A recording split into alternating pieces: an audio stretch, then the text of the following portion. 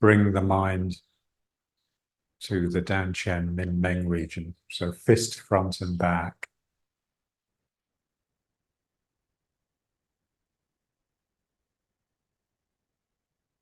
So in a sense, the Ming Men is more important than the Danqian, especially when we're moving.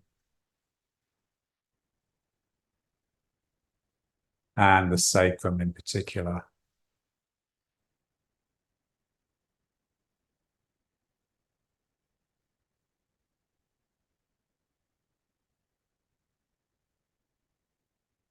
Sense that your legs are coming up out of the ground and holding fast here. Steadfast, a steadfast grip. And your sacrum and your tail are hanging down from this tightness, and your upper spine is projecting upwards.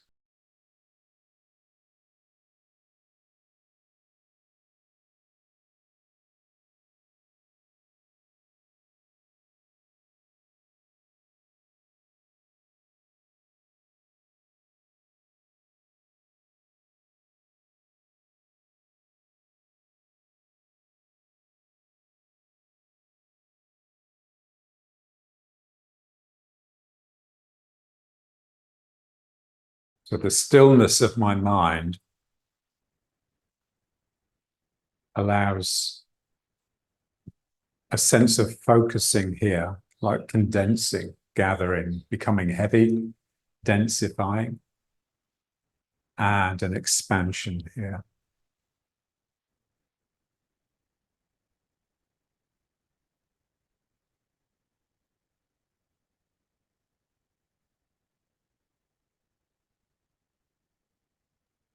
And now we want to bring some movement into this local region here. So we'll do the breathing exercise, but without moving the hands, because that just brings too much attention to the hands. And we want the attention to be here. So just pulling my belly in, tightening my belly muscles, and then feeling like you've got a set of muscles similar to the belly muscles, but on your back around your Ming Men, just tightening those to rear backwards. Feeling front and back as being bound together in this one breathing machine. My belly tightens, that stretches my Ming Men, and then my Ming Men tightens, and that stretches my Danqian.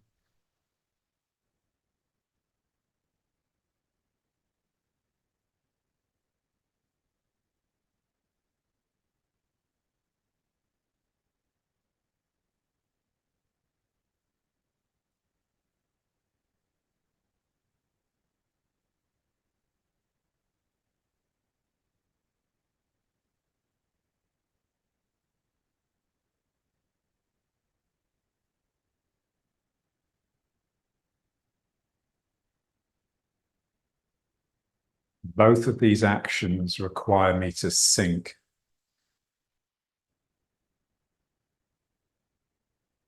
to relax downwards.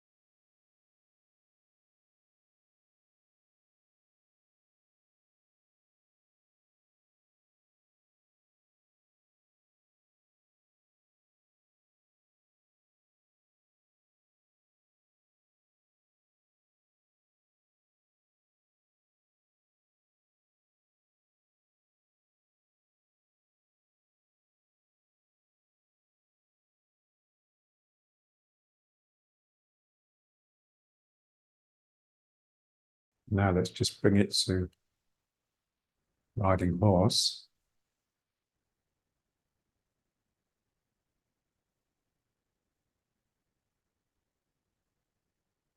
So the first principle of Tai Chi, the one that beginners really need to focus on, is sink and relax.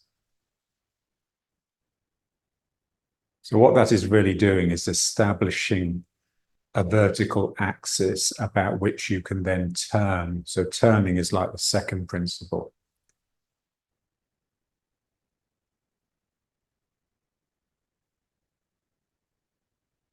So sink and relax. So you're relaxing so that gravity can come into the body. It's not a force that's operating upon my body. It's an energy that I allow into my body.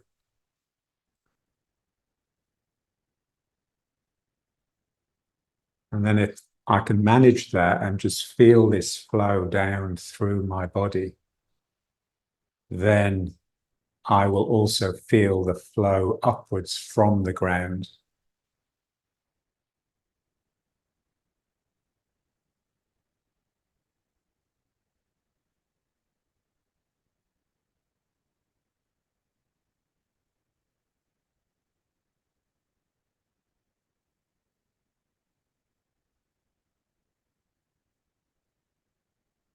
So there's this vertical axis, which is the spine pretty much. And there are points upon that axis. So these 3 points, the 3 danjians, are on that axis. And they're all quite different. So a sense of gathering here, a sense of expansion here. And this is like a resonance. It's these two combined, the heart.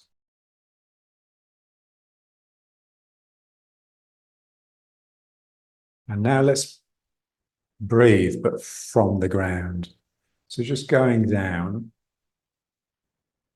So what we want to do is just make this space between my legs like a lung. It's breathing. So I go down by separating my knees. And then I just come up by straightening the legs, but I'm trying not to break the flow, break the energy. So I'm stretching as I push up here. It's like I'm stretching a piece of elastic. I don't want it to break. And then I allow the elastic to pull me down.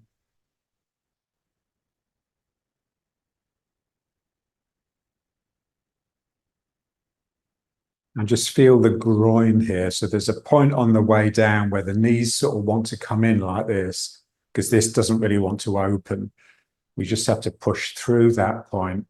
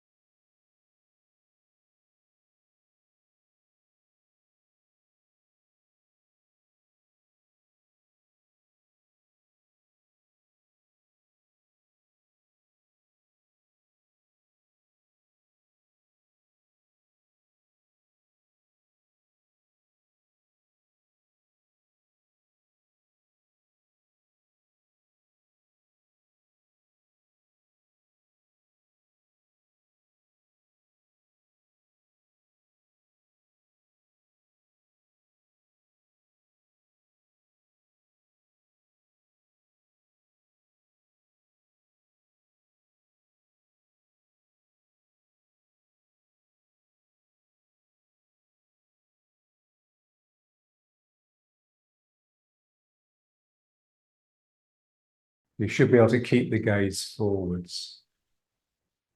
So it's just squatting really, but squatting with a wide stance.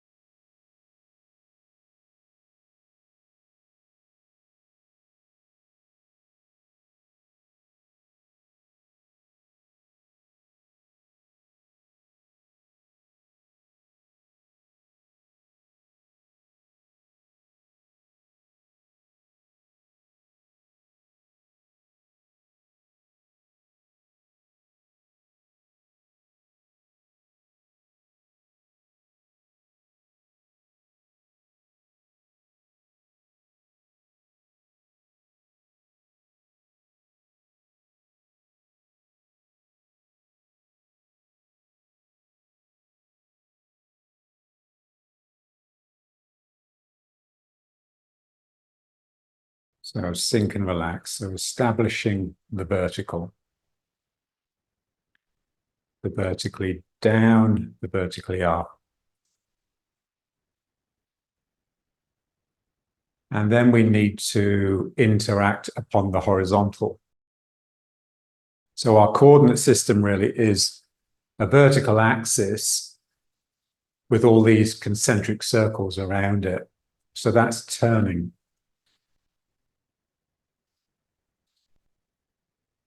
So in Tai Chi, we connect with horizontal energy by turning, and that spirals that energy down our axis and into our ground.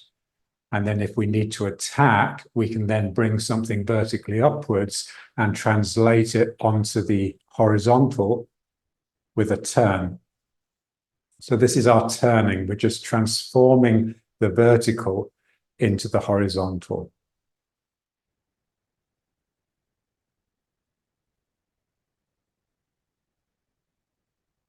And now let's just turn. So making a figure of eight, really, because it's all figures of eights. Like the exercise we used to do to establish ward off. So I'm sending this arm back and around, and then it just comes in the front and the other one goes out. So it's the figure of eight exercise, but big, feeling it in the arms.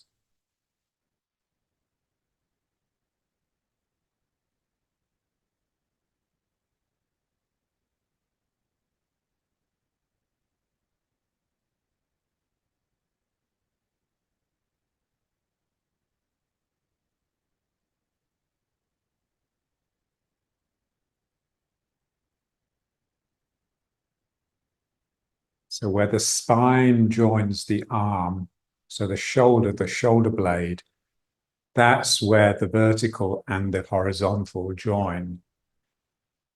So this is very important.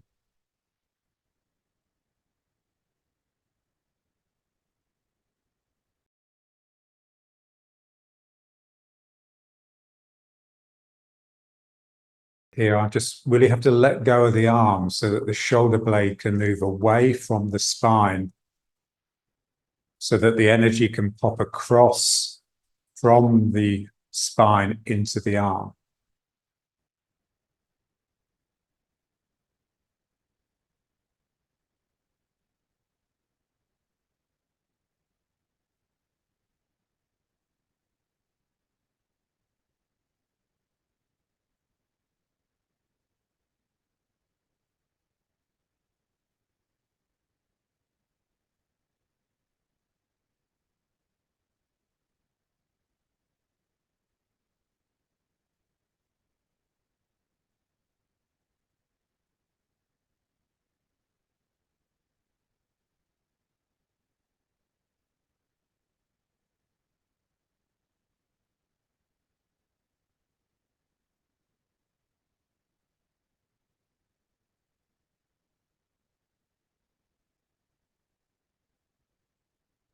For the energy to jump across from the spine to the shoulder here, something in the heart has to expand and open.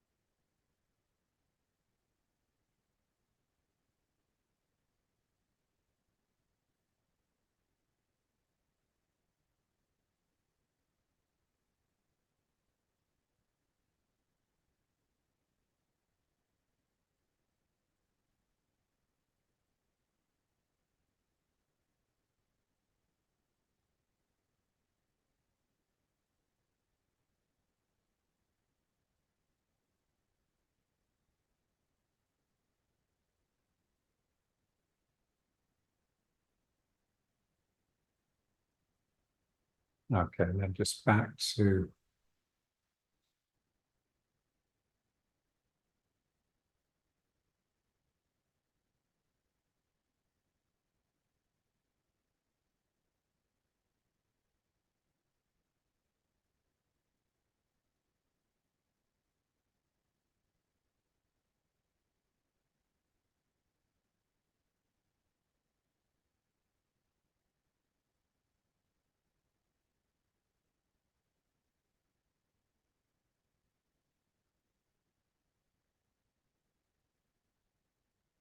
So we have the vertical axis, and then we have these rings around it. But each ring has to join onto the vertical. So it's like a cardioid, like a circle that pulls up and touches the center of the circle. So that's the point on the back here. Pulling out from my spine with a turn.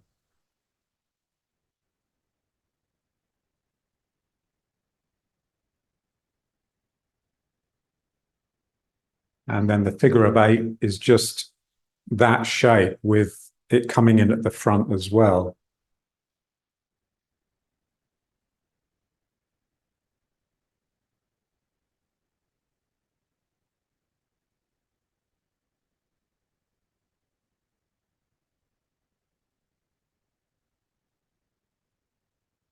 So this feeling of something coming away from the spine and then out and then around in a circle.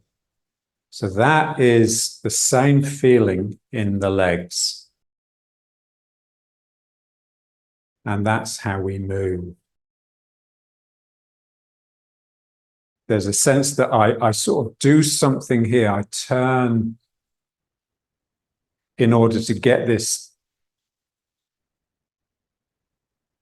circle coming out of my spine, this cardioid coming out of my sacrum and down the leg and then grabbing the ground.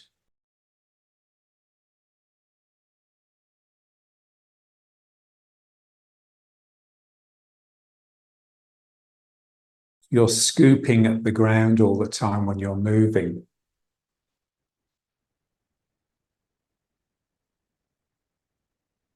So something's coming out and down. It's much easier to feel in the arm. So just get it in the arm and then work on getting it in the sacrum, across the hip and into the leg. So the hip bones and the shoulder blades are equivalent.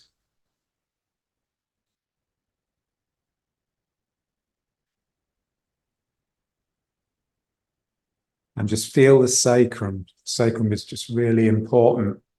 That's the point from where the energy jumps across into the leg. And then we want to feel the middle of the spine between the shoulder blades. We want to feel that strong as well. That there's like a mini sacrum there. So something jumps from my mid spine beneath my shoulder blades really and jumps across and then out. The same in the leg. Something leaps across from my sacrum into my hip joint here. So it sort of jumps across the hip bone.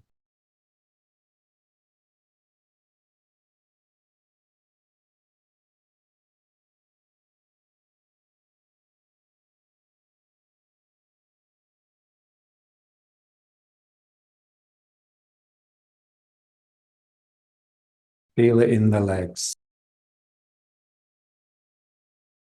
And remember, we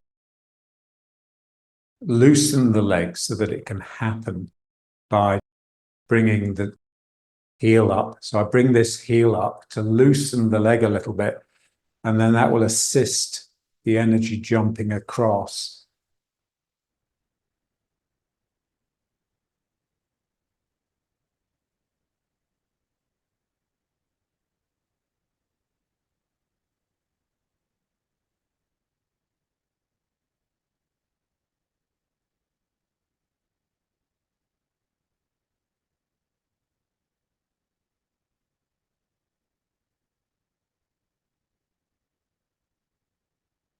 So it's like the sinking down into the squat that we did, but just one arm at a time or one leg at a time. So you're going to tip, the spine is going to tip over a little bit. So just let that happen.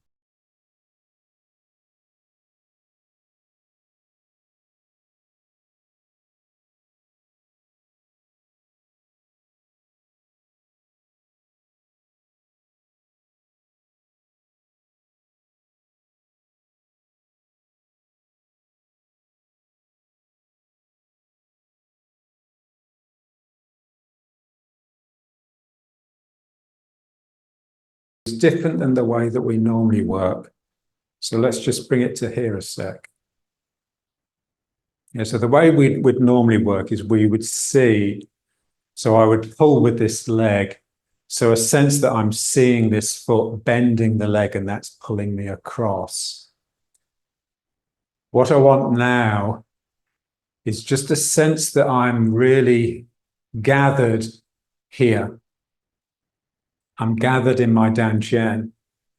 And if I want to have an awareness of the foot, I have to squeeze out something from here. I never leave here. I just send something out in order to grab, like a tentacle, like sending out a tentacle to grab something, rather than just switching my mind from place to place. The mind is always here, and I'm just sending something out and grabbing.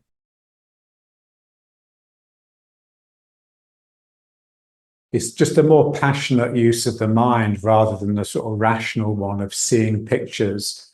It's more like you're just feeling an intensity and just grabbing, or like you're wading through the darkness, through mud. So let's just try it again. So something in me really reaches out. So I have to expand like this to get these arms or these legs or these tentacles to come out and do the work.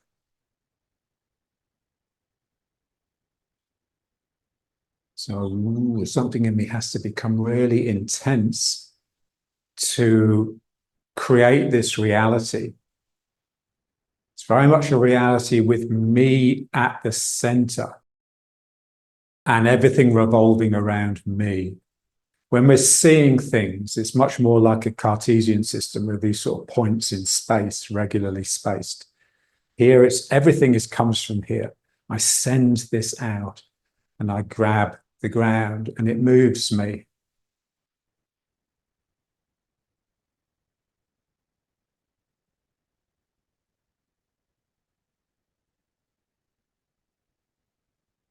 So it's similar to this exercise that we do with the legs. It's the same as this really, but just a bit more intense because we're more sunk. And just feel the spirit. If you want it to happen, you have to almost get angry. You have to sort of force yourself, force this intensity out. And the only way you can force the intensity out is to actually bring it in to start with. So everything has to really cram in here. And then you can just send out these limbs of energy.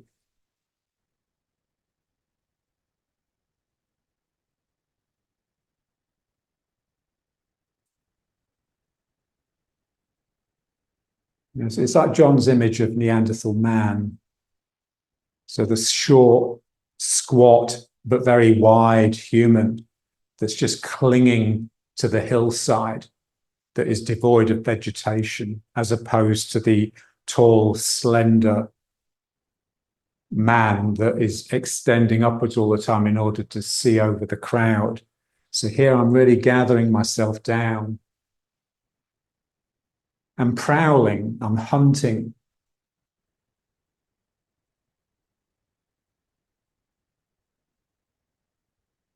And when I find my prey, I'm going to wrestle it into submission. I'm not going to throw a projectile at it in order to kill it. It's that somehow everything is really visceral and physical and muscular, full of feeling.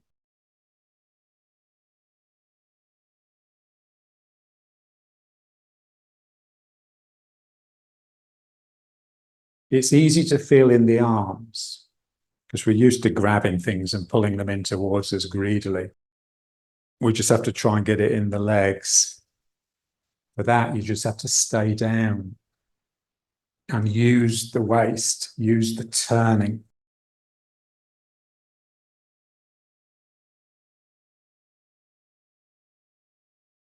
So that's the difference between the waist and the hips, really. When I turn my hips, it's like a mechanical movement. You're sort of dispassionate, I'm just turning like this. When I turn my waist in order to turn my hips, it's much more meaty and muscular.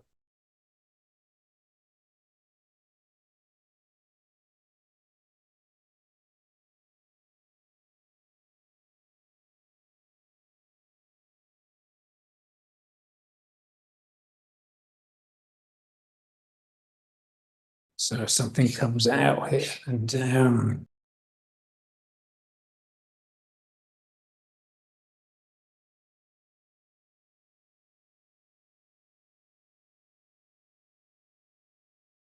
And then when we come back to the still riding horse, this is very much this posture, this sense that these two legs have sprung out of here and are grabbing the ground. These two arms have sprung out of my upper sacrum, if you like, so between my shoulder blades.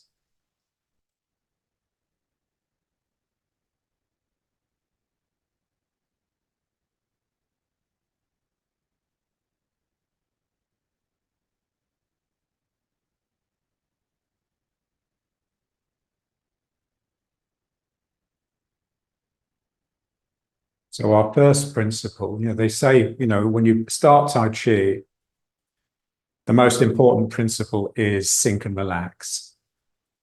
Just getting the person just to relax and develop a little bit of strength in the legs. And then for the intermediate student, the most important principle is turning the waist. So somehow learning how to take energy down through a turn and bring energy up through a turn. So all of my movements are from my turning.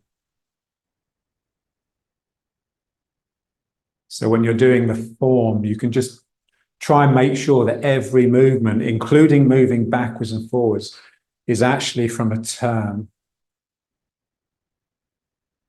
And then you've got this sort of hugging feel to the form, which is quite easy to get into that when you do the form. And then they say the most important principle for the advanced student is mind continuous. Keeping a thread going through the practice and eventually through the day. So the mind is just staying with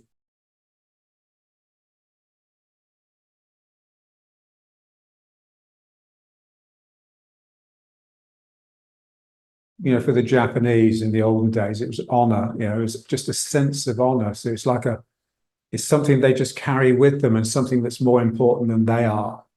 And so they'll willingly kill themselves rather than lose that.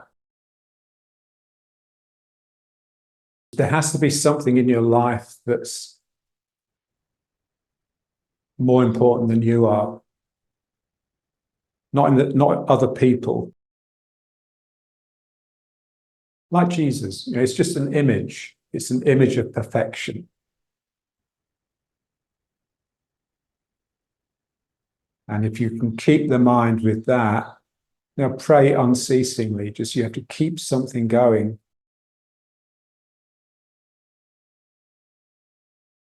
The Russian church, they have the Jesus prayer. They just have it going with their breathing.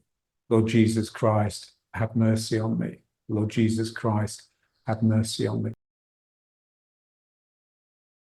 They get so used to having it going on in their mind that it's still there even when they're sleeping.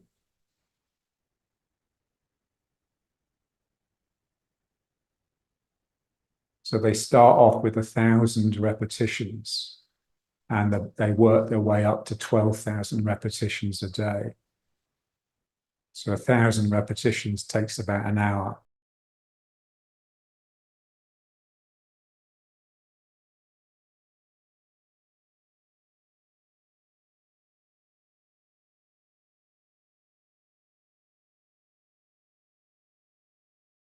If it's anything really to take the mind off the self, which doesn't mean that you're not coming in. In meditation, it's all looking inwards, but it's not talking to yourself about it. That's the enemy.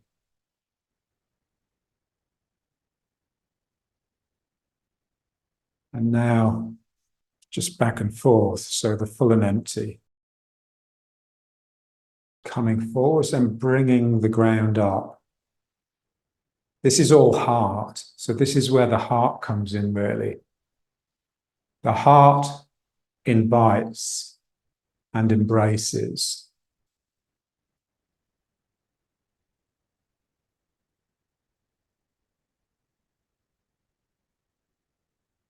So it's like offering your hand to someone. If there's someone lying on the floor and they're trying to get up, you offer your hand to them. So you're not offering your hand in order to push them away. You're giving them something so that they can hold it, and then you can pull them up. It's the same here. I extend the leg in order to bring the ground up into me. This is what we have to get used to. My attack is purely a prelude to my yield. I'm extending in order to bend. I extend and then I bend. And as I bend, I bring the ground up.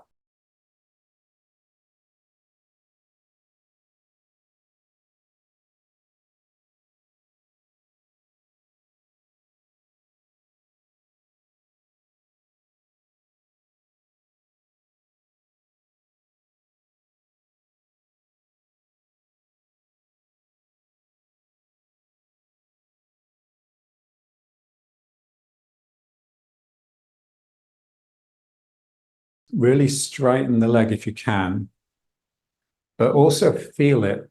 So when I work with people, the thing that always shocks me is just how little they feel. They have these impassive faces as they're doing an exercise.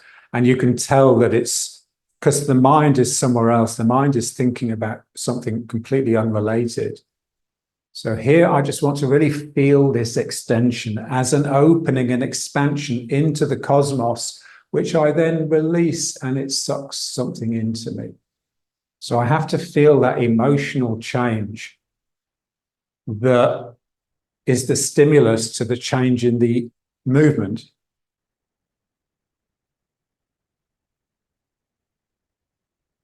So the movement isn't coming from my mind giving my body orders, it's coming from my heart. So something expands here and that extends the leg backwards. And then I just release that. I relax that and I allow everything to come in. I soften.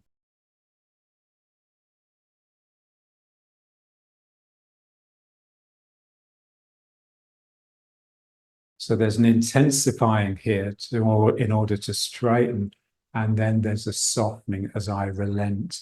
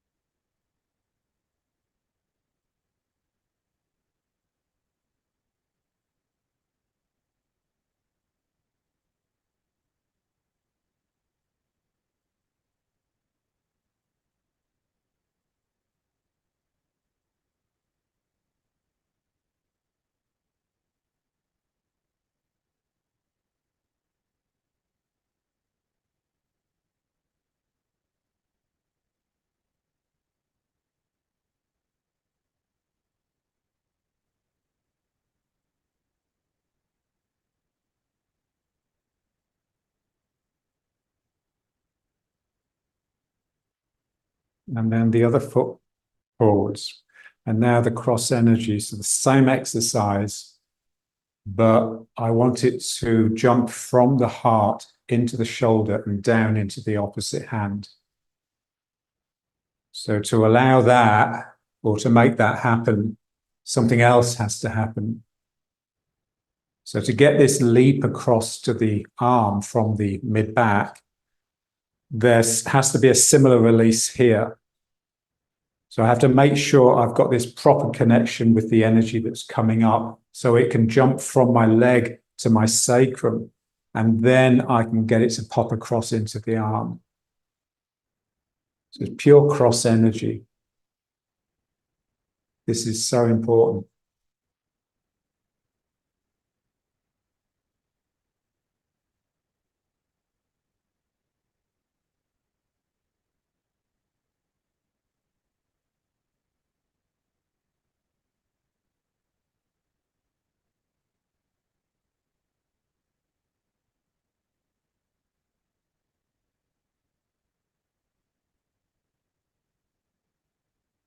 So the energy comes up the leg. There's a blip as it jumps across into the sacrum, and then there's another blip as it jumps across into the shoulder. And then it's easy to get it to travel down the arm into the hand. So there's a certain symmetry. So what's happening in the upper body is symmetrical to what's happening in the lower body.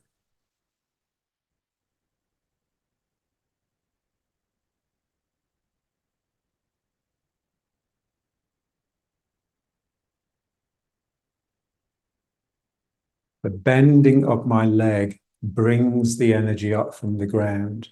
I'm not straightening my leg to bring force into my arm. I'm bending my leg to allow energy to come up into my hand.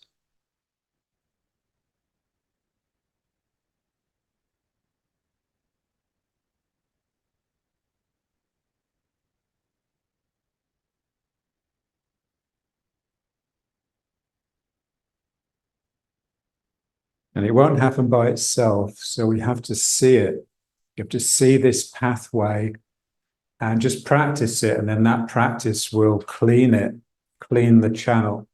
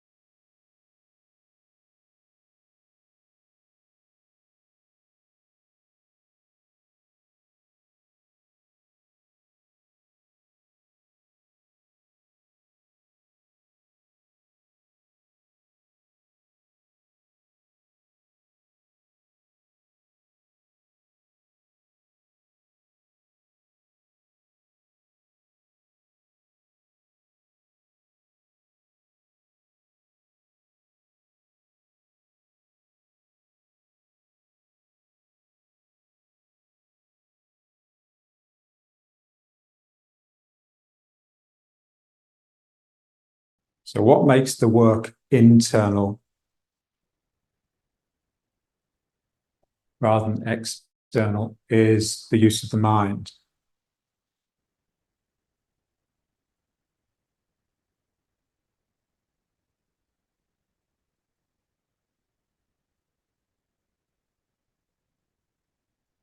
The mind that has nothing to do with thinking. It's just awareness, really. But it's tricky. It's not an awareness of something that's there. It's an awareness of something that can be there. So it's very much related to potential. I see this path through my body, and that allows the energy to flow. If I don't see it first, then there's no energy.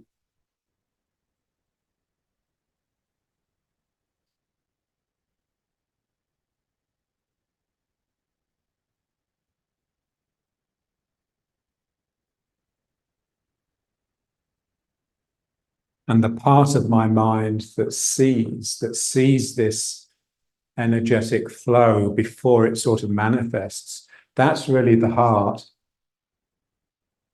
So do you have the heart to see the energy? Do you have the heart to feel the energy?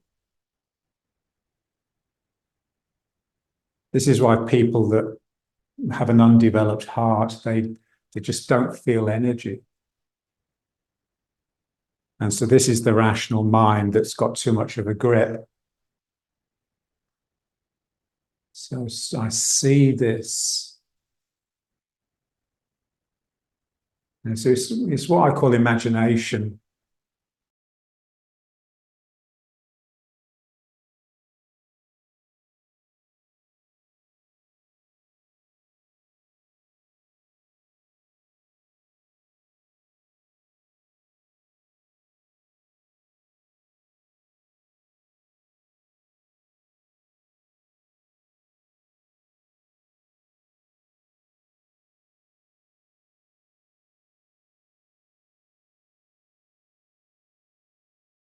And now let's just try some of the figure of 8 with 1 foot forwards.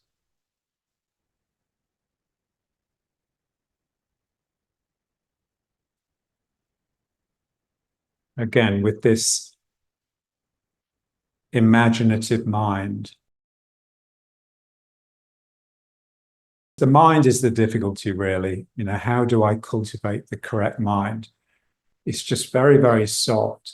So if my mind is too firmly around an idea, then I will simply trace that idea like this. I want something to come out. I want it to, this figure of 8 to be something that's just come out of me because it's natural, rather than something that I've forced upon the situation. Something in me just relaxes, and this loop can come out and loop around the foot.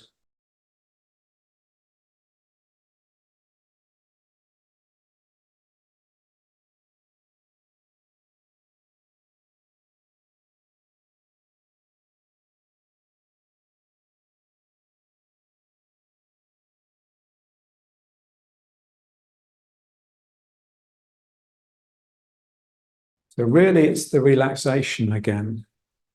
So can I get this figure of 8 to come around this foot because something in me has let go to allow it, rather than something in me tense up in order to make it. So all the time I'm just relaxing. I'm relaxing into a hug. You know, everything that we do is just sending the arms out in order to hug. And that's what the figure of 8 is. The figure of 8 is really just I'm turning this way to hug, and then I'm turning this way to hug.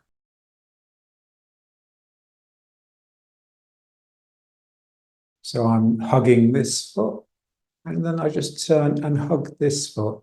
I don't want to turn so much that it becomes a front foot. It's almost like I'm seeing the back foot out of the corner of my eye. So they feel very different. Front foot is very much something that you can see and something that you have quite a firm relationship with. And the back foot is almost like it's just a shadow in the background.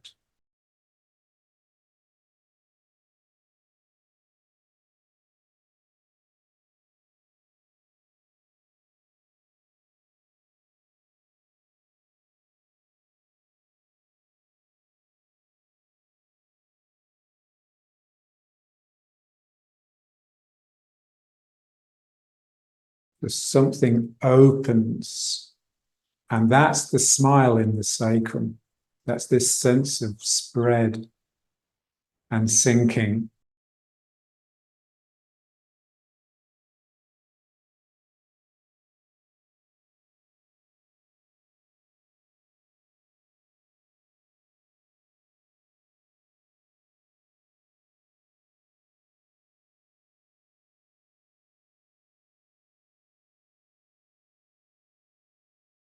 And now the same thing, but now with the stepping. So just a figure of 8, I'm going around this foot, and I go around this foot.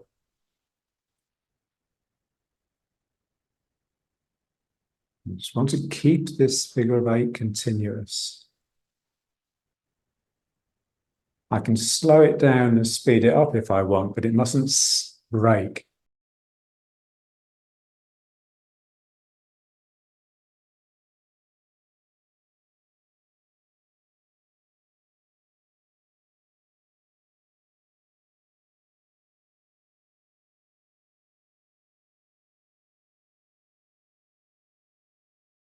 Feel the foot. The foot goes down so gently.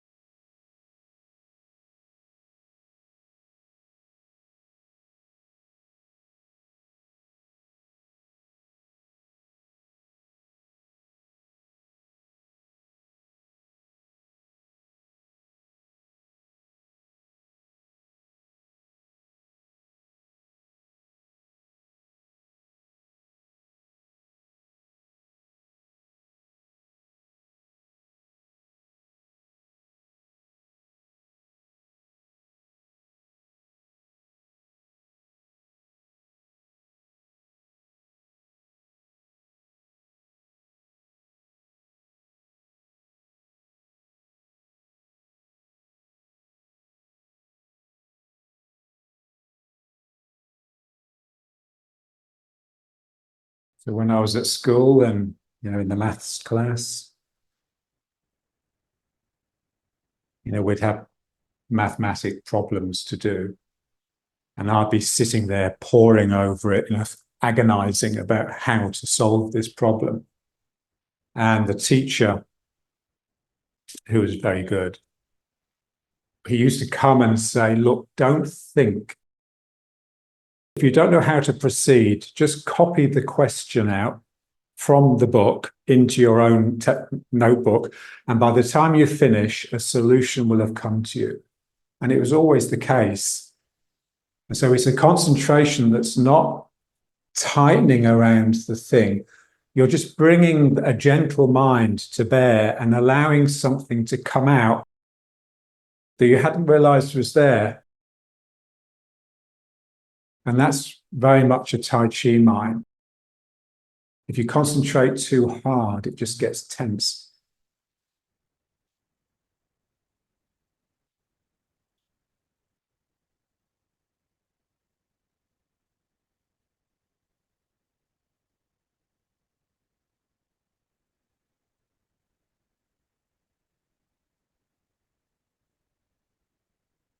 So with each repetition, as long as I can not let my mind wander too much, it gets softer and it gets more sunk.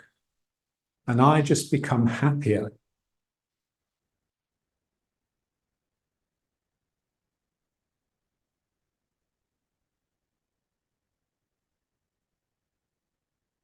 Ty loves watching those YouTube clips of people that find like stray dogs and cats, and just with real patience and love, bring them into domesticity, really. So you can get these cats that are just totally wild and feral. If your hand gets anywhere close to it, it will have it. And, with just a lot of patience and just giving it the one message all the time, love, love, love, love. It eventually just softens and becomes happy. You can just see that they're no longer clinging to the fear. And they've just allowed themselves to spread and receive the love. And then, of course, they give so much in return. It's exactly the same here.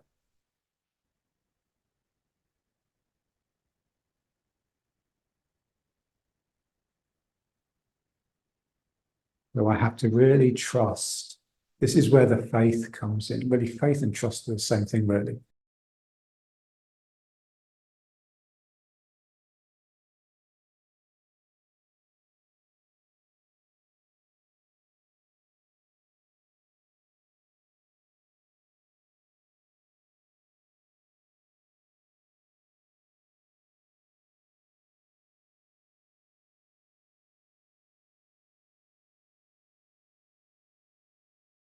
Okay, let's just bring it to riding horse again.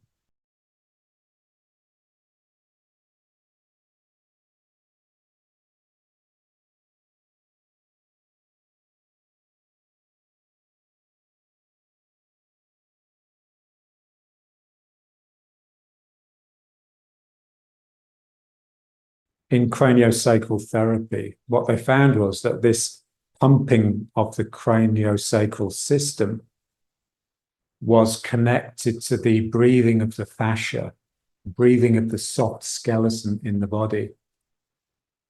And pathology, so when there's something wrong, it's indicated either by no movement or by regular movement.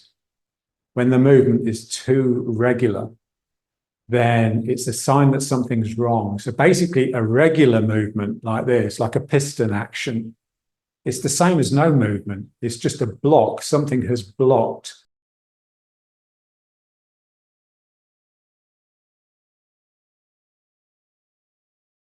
It's just repeating, repeating, repeating.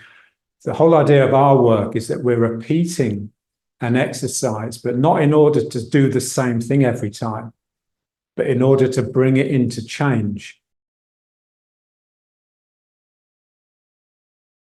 Allow change by softly repeating. So the change that comes out, it's almost like an accident. It's like you suddenly find, oh shit, what am I doing? I'm not doing what I'm meant to be doing. And then you realize it's something different. It's something it may be even better.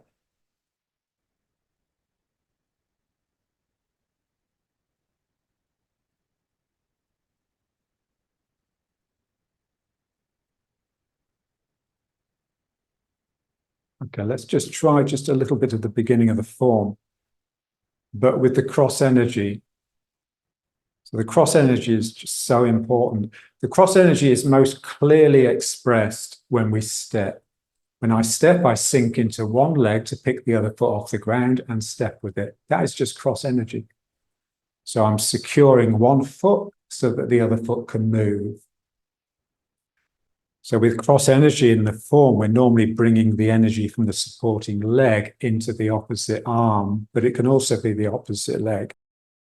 So let's just try. So I sink down into this foot and it just loosens this side of my body. So this is where the energy is. The energy is in the side of my body that's off the ground. And then I step. And then as I pull myself into this foot, the other side of my body becomes loose and expressive. And I can use the turning of my waist to bring movement into that side of my body. This seems to be like there's nothing happening, but really you're turning. I'm turning to the left to extend my right hand, and then I'm turning to the right to pull down with my right hand. Yeah, so just try and get into the habit of just bringing turns in all the time.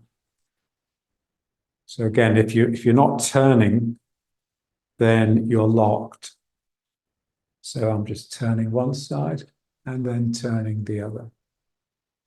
And now again, so my weight is in this leg. So this side of my body is loose. I'm reaching, pulling in, and then I come into this leg and that loosens this side of my body so it can continue the yield. And then I step, and then this flies out from this leg. And then as I come into the front leg, this hand is active. So this is where the action is now. And then I just turn and yield. So this is just a very compact yield, not a lot is happening. And then I step, and now this arm is flying out from this back leg. And then it's like pull and push. It's like I'm pulling here and pushing with this hand. And then this hand reaches out again from the right leg into the left hand. And then as I transfer my weight into the left foot, that's the point where the energy comes into the right elbow. And then that arm extends and pulls as I come out of the left leg.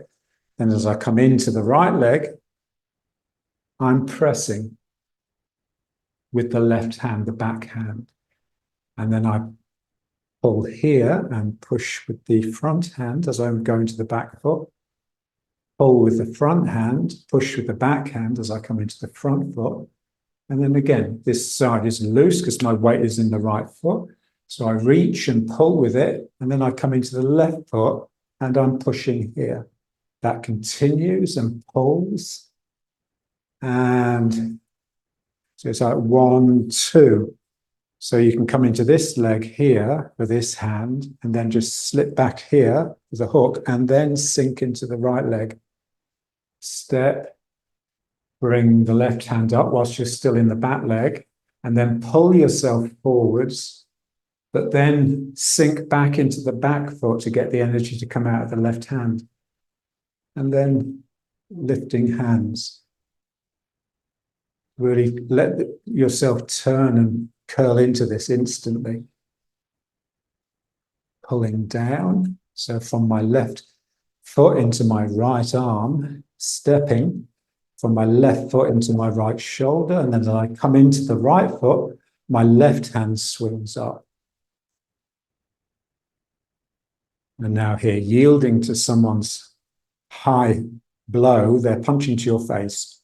So you bring your left hand up, and this hand, the bottom hand, just takes their leg, and you just roll them over.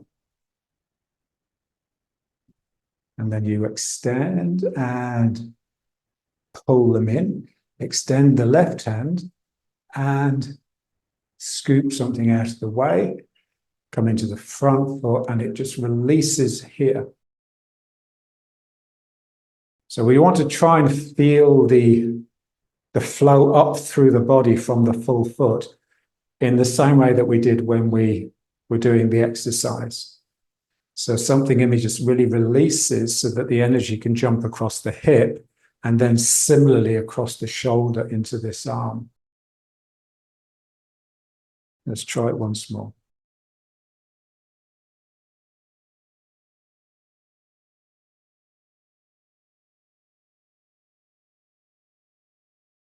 We just have to practice it so that we can see it. And then the trick is to get this change, get it changing from one side of the body all the time. Sink into the right foot, left foot becomes active. Sink into the left foot, and the right side becomes active. Here, the right side is reaching out and pulling. From the left foot into the right hand, I pull, and then I come into the right foot, and this hand comes in, and I step, and then this hand comes out whilst I'm still in the back foot. And then I sink forwards, and this hand comes down. So you can think of that as pull and push as well. So this is reaching out, and you can think of this left hand as pulling someone as this hand comes into attack, and then just rounding out, step, and again, just whip this arm out. Whoa. And then again, this one pulls, this one grabs hold of something and pulls me into the front foot, which then releases the energy for this hand. Reaching with the left hand from the front foot, sinking into the back foot to get the energy into this elbow. This then extends and pulls, and then I come forwards and press. And just feel the power of the press. The press is very much focused. It's like an arrowhead. If you're pushing, it's more like you're pushing a wall. Here I'm penetrating. And then you reach forward with the left hand from the front foot, and then you pull. And as you sink into the back foot, your right hand pushes. And then that becomes a pull. I'm pulling myself forwards, and as I connect with the front foot, the left hand pushes. And then that becomes a pull. So I'm now pulling with my left hand and now a big turn and pushing here. That push then becomes a pull. And I then push with the left hand as I come into the left foot. And then that becomes a pull. I sink into the left foot a little bit and send the hook out. So I'm pulling someone into my hook and then instantly back into the right foot. Step round, reaching forwards, pull yourself forwards and sink back. And then round out. So remember, when I only have part of the foot on the ground, I'm getting some energy from that point. So my front heel is on the ground and that's bringing energy into my left hand. I then pull with the left hand and continue with the right as I sink completely into the left foot, step, and then surging from that left foot into my right shoulder. And then as I sink into the front foot, I just swing up this hand. And now here, dealing with a high blow. So I'm really sinking into the right foot. At the same time, my right hand is slipping down here to take someone's leg.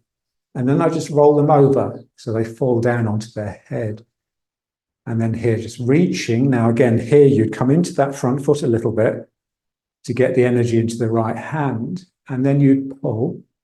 And then the left hand comes out and scoops something out of the way. And then you just come forward. And as you sink into the front foot, just feel that flow up through the body.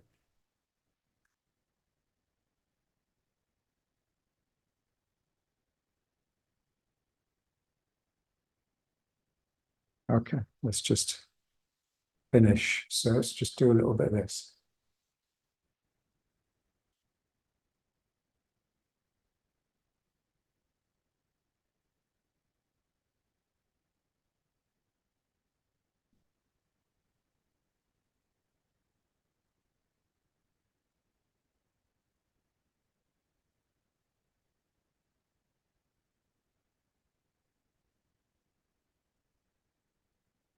So this is loosening the ankles, bringing sort of gyration into the hips, but in particular, it's actually bringing movement into the chest, into the heart. A lot of us have a heart that's set, especially as we get older, as we become adult and elderly. So I'm trying to get this movement to just come up and into this region. Now for that, I have to make sure that my Dan Chen is underneath the heart.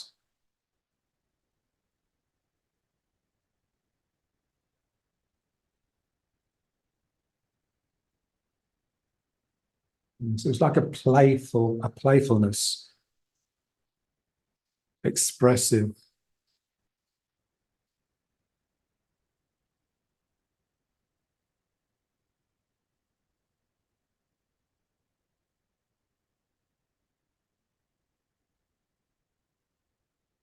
And then just let it settle. Now, if you keep those three centers in line, feel that point underneath the feet that we were sort of bringing alive by doing this with the toes. So that is like, it's like your lowest center, really. John always used to say we have an energetic center in the ground. So it's not just the perineum that's the bottom center. There's something underneath that in the ground. And then I just want this sense that this is directly above that. And then this is directly above this. And this is directly above this. And then the activity in the ground here and in the feet will actually percolate up.